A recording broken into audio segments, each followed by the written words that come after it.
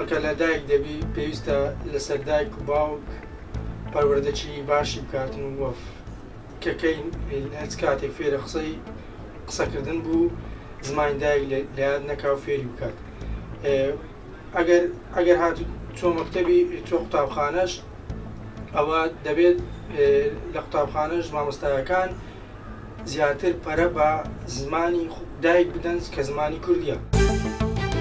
من پێم باشە تا ڕادەیەک لە کۆلێژەکان لە کۆلێژە ئەهلیەکان لە کۆلێژە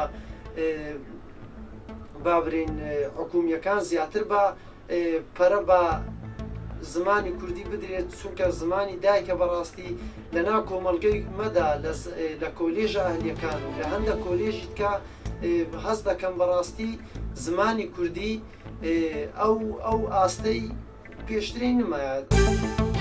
پێویستە لەسەر دایک و باوکان کە پەروەردەیەکی دروستیان نەبێت لە پێگەیاندنی منداڵەکانیان لە ڕووی ئەکادیمیای زمانی کوردیەوە لەبەرەوەی کاتێک کە منداڵێتە دنیاوە ئەنێردێتە بەر زمانی ئینگلیزی و عەرەبی ئەمە لەلایەکەوە زمانی کوردی فەرامۆشەکرێت.